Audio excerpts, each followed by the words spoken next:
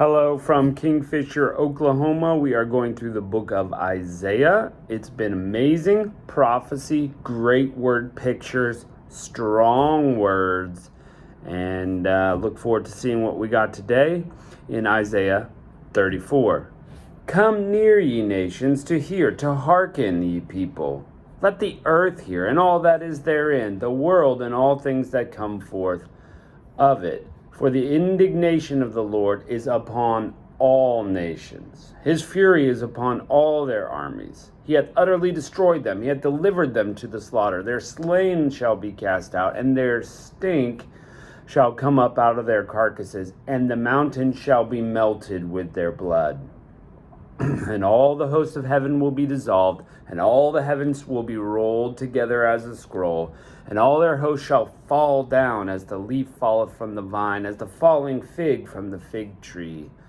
For my sword shall be bathed in heaven. Behold, it shall come down upon Idumea, and upon the people of my curse to judgment. The sword of the Lord is filled with blood. It is made fat with fatness, and with the blood of lambs and goats, and the fat of the kidneys of the rams. For the Lord hath sacrificed in Bozrah, and a great slaughter in the land of Idumea.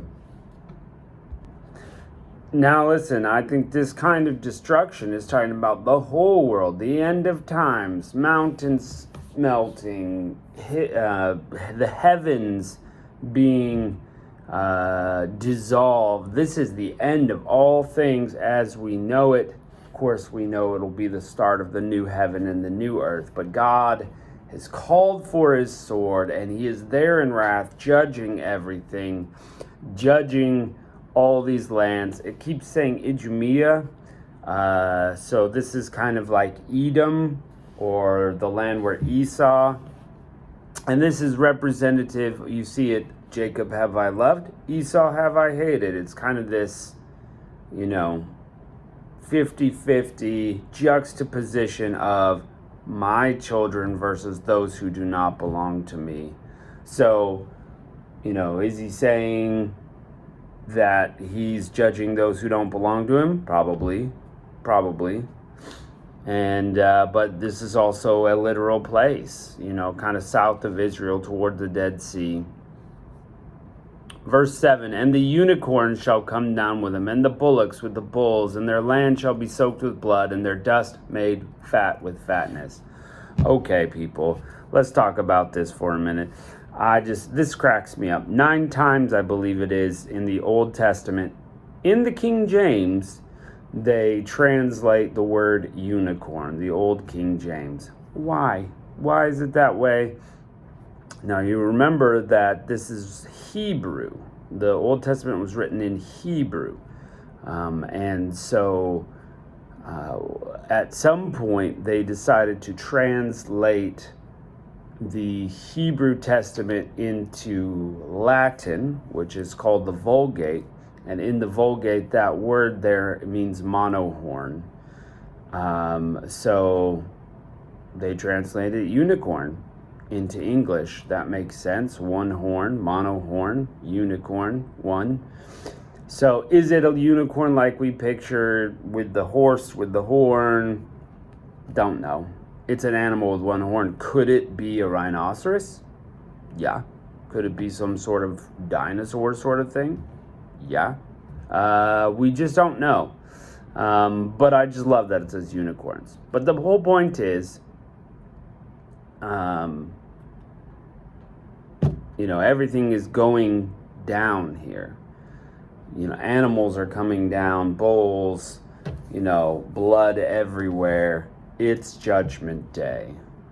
Verse 8, for it is the day of vengeance and the year of recompense for the controversy of Zion, and the streams thereof shall be turned into pitch, and the dust thereof into brimstone, and the land thereof shall become burning pitch, and it will not be quenched night or day. The smoke thereof will go up forever, and generation to generation it will lie waste.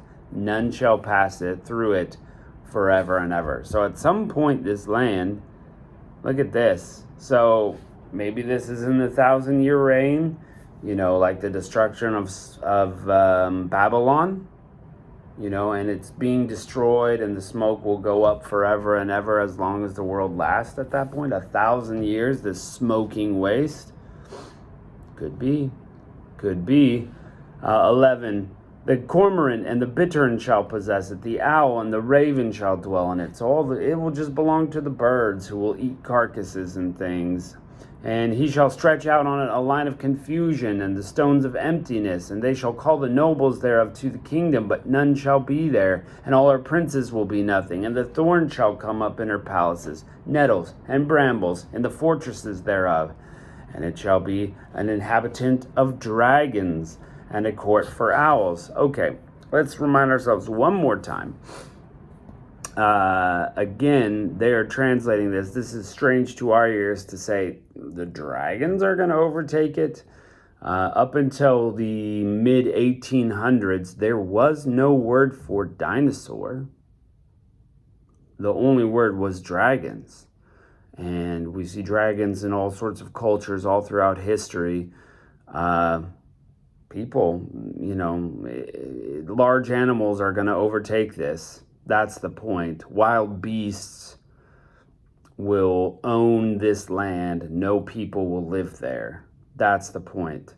Will it be large animals? Will it be dinosaurs or dragons? Perhaps.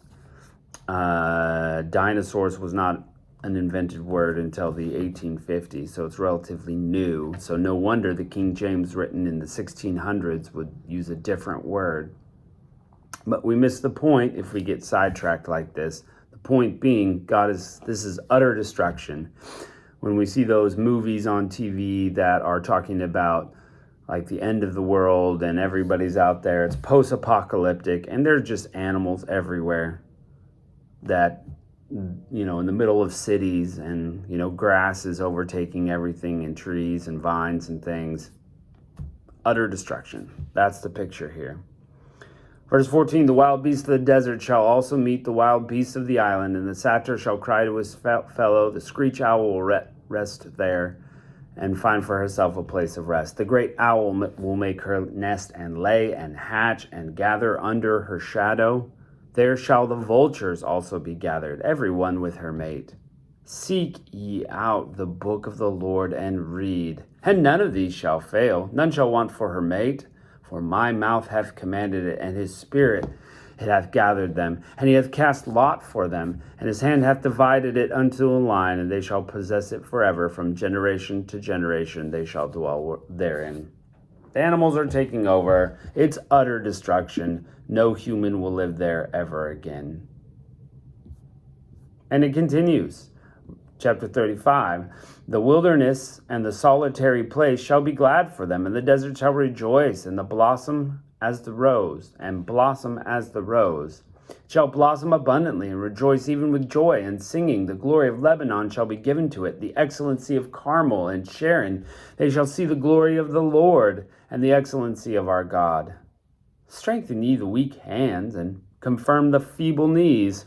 Say to them that are of fearful heart, be strong, fear not. Behold, your Lord God comes with a vengeance, even God with a recompense. He will come and save you. Now listen, this is the whole point. The whole point is that God is judging the evil people, the people who do not come to him, not his children, and he's protecting his children. Verse 5, then the eyes of the blind will be opened, the ears of the deaf will be unstopped.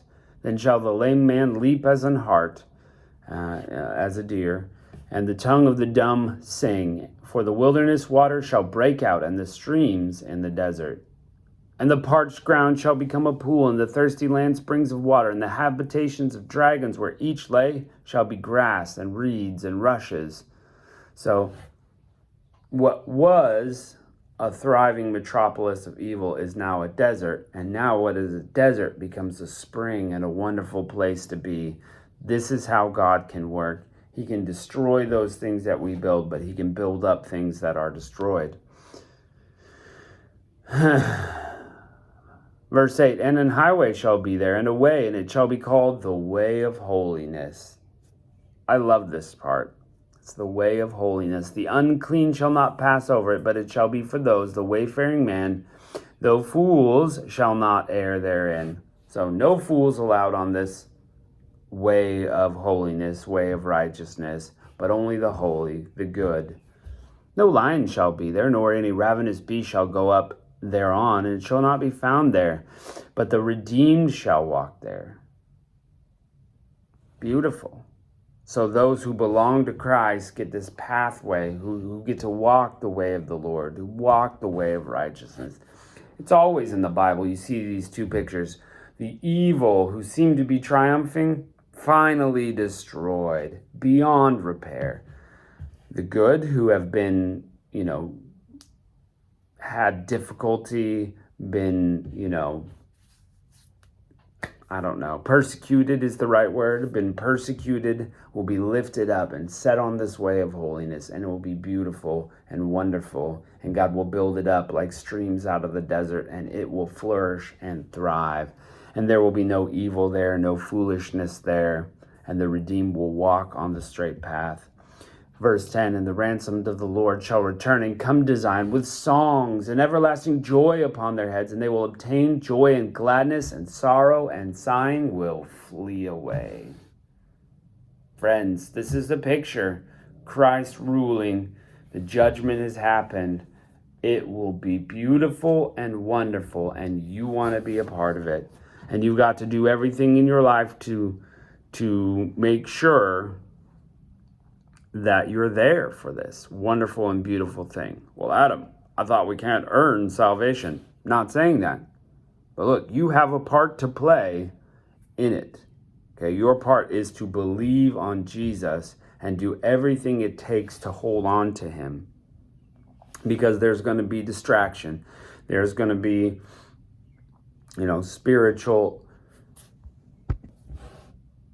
spiritual difficulties. There's going to be sin in your life. There's going to be things that happen that want to pull you away from God. If possible, to pull away, as it says, even the elect. As Ezekiel says, the man who is righteous and begins to sin, will he not be punished for his sin? If he walks away from God, what is going to be counted? His sin. And we'll get there. We'll get there in Ezekiel. Okay, so listen, my friends. We've got to hang on to Christ. As Christ himself said, if your hand is causing you to stumble, chop it off. Get it out of your life. Do what it takes to make sure you get to walk this road of glory, this everlasting joy, the place where sorrow and sighing will flee away. Okay, my friends, hope to see you there someday in the glory and presence of the Lord. Thanks for watching today, and we'll catch you next time.